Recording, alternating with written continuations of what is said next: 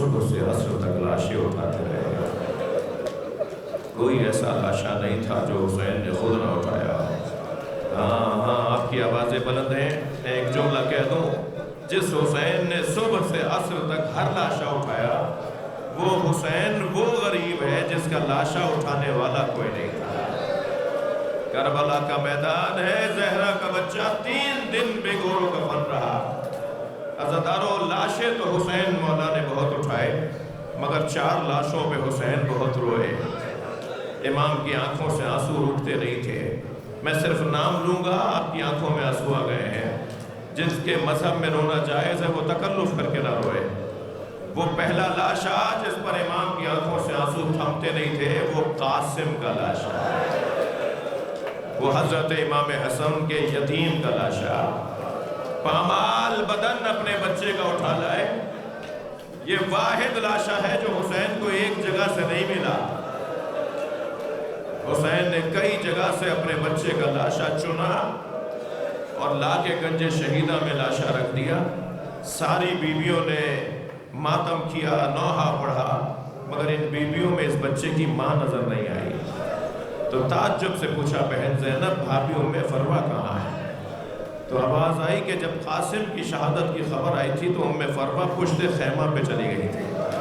اب جا کے جناب زینب نے کیا دیکھا کہ جناب ام فروہ سجدے کی حالت میں ہے اور آپ کی زبان پر کلمات جاری ہیں, شکرن شکرا, حقاً حقا, یا اللہ تو نے میری قربانی قبول کر لی.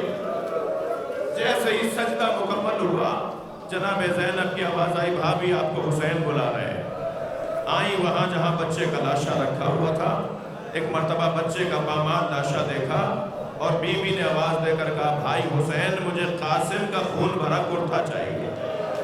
جس کرتے میں میرا بچہ مارا گیا ہے مجھے وہ کرتا چاہیے. امام نے نہیں کہا کہ بھابی اس کرتے کا کیا کرے گی, مگر ماں کی خواہش تھی, فوراً ہی وہ کرتا دے دیا. وہ خون بھرا کرتا جناب ام فروہ نے خیمے میں لے جا کے رکھ دیا. عصر عاشور خیمے لوٹے, تبرکات لوٹے گئے, ہر بی بی کے خیمے کو لوٹا گیا.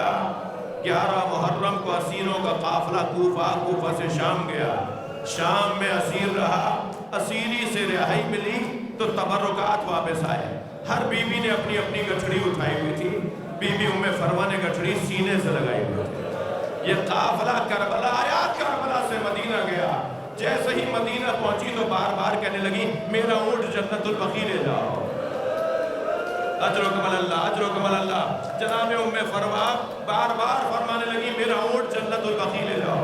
جب جنت البقیع پہنچی, قبر امام حسن کے برابر میں بیٹھی, گٹھڑی کھولی, خون بھرا کرتا نکالا, امام حسن کی قبر پر پھیلا دیا اور ایک نوحہ پڑھا, تمہارے بچے کی نشانی لے کر. اجرکم اللہ. گریہ ہو گیا, مجلس ہو گئی. عزادارو, دوسرا لاشا جس پر امام حسین بہت روئے وہ حضرت عباس کا لاشا ہے. تیسرا لاشا حضرت علی اکبر کا لاشا ہے. اور چوتھا لاشا چھوٹا بہت تھا مگر زہرا کے بچے سے اٹھتا نہیں تھا. کبھی آگے جاتے تھے انا للہ, کبھی الٹے پیر واپس آتے تھے. اجرکم اللہ, اجرکم اللہ. ہو گئی مجلس, میں نے مجلس پڑھ دی. عزادارو, 2 جملے اور سن لیجئے. یہ ننھا سا لاشا امام حسین نے قبر کے حوالے کر دیا. اب کربلا کا میدان ہے اور زہرا کا لال تنہا ہے. امام نے اپنی جان کی قربانی دے دی اور حسین گھوڑے پہ ڈگمگانے لگے.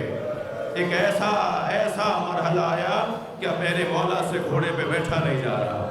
کبھی دائیں گرتے ہیں تو اشارہ کر کے کہتے ہیں مجھے نہیں چاہیے. کبھی بائیں گرتے ہیں تو اشارہ کر کے کہتے ہیں لا واللہ مجھے نہیں چاہیے. جب حضرت مختار نے اس سپاہی سے پوچھا کہ حسین کو کون کیا دے رہا تھا, جو حسین گرتے ہوئے کہتے تھے مجھے نہیں چاہیے, تو وہ کہنے لگا, ہم تو سب حسین کو گرانا چاہتے تھے. ہم میں سے تو کوئی بھی حسین کو سہارا بھی نہیں دینا چاہ رہا تھا, مگر ہم سب نے دیکھا کہ حسین بار بار کہتے تھے مجھے نہیں چاہیے. میں نے آیت اللہ مشکینی سے حرم حضرت معصومہ میں یہ مصائب سنے. وہ بیان کر رہے تھے کہ جب حسین گرتے ہوئے کہتے تھے نا مجھے نہیں چاہیے, تو مسئلہ کچھ اور تھا. سیدہ زہرا نظر آتی تھی, اے میرے لال میری آغوش میں آ جاؤ, اور امام فرماتے تھے اماں مجھے خود گرنے دیجئے, اماں یہ میرا امتحان ہے. اجرکم اللہ. امام زین سے زمین کی طرف آئے. اللہ آپ کو کوئی غم نہ دے, آپ کی آوازیں بلند ہیں. امام زین سے زمین کی طرف آئے, ذوالجناح کی پشت چھوڑ دی تو پسر سعد کی آواز گزری, خبردار خبردار کوئی ذوالجناح کو تیر نہ مارے. میں نے بچپن میں نبی کو اس پہ بیٹھے دیکھا ہے, میں نے بچپن میں نبی کو اس پہ بیٹھے دیکھا ہے.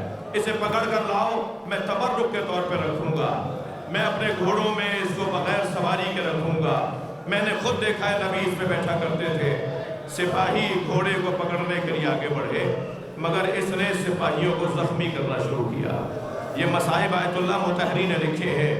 ذوالجناح نے سپاہیوں کو زخمی کیا, 2-2 4-4 سپاہی آگے بڑھتے تھے, یہ زخمی کر دیتا. 80 سپاہیوں کو ذوالجناح نے زخمی کیا.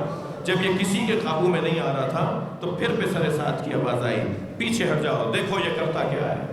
جب اس نے دیکھا نا کہ اب سپاہی پیچھے ہٹ گئے, کوئی مجھے پکڑنے کے لیے آگے نہیں آ رہا, تو اس نے دائیں بائیں دیکھنا شروع کیا. اسے احساس ہوا کہ حسین سے دور ہو گیا ہے, تو دوڑا اسی طرف جہاں حسین کو اتارا تھا.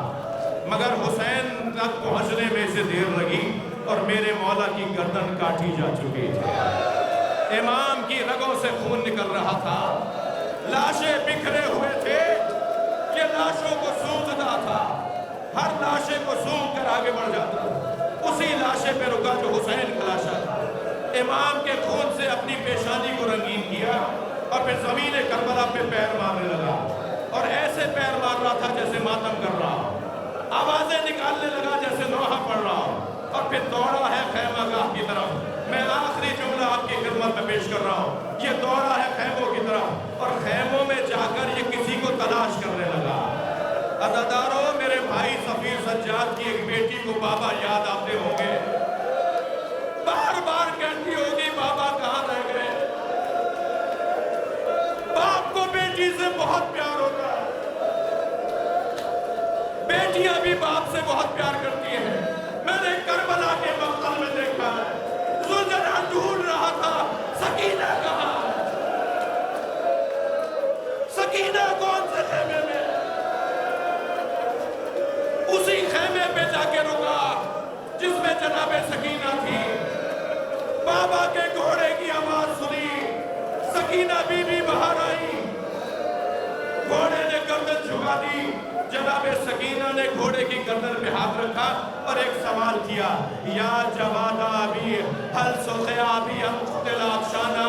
اے میرے بابا کے بابا گھوڑے, مجھے اتنا بتا دے پانی پلا کر مارا.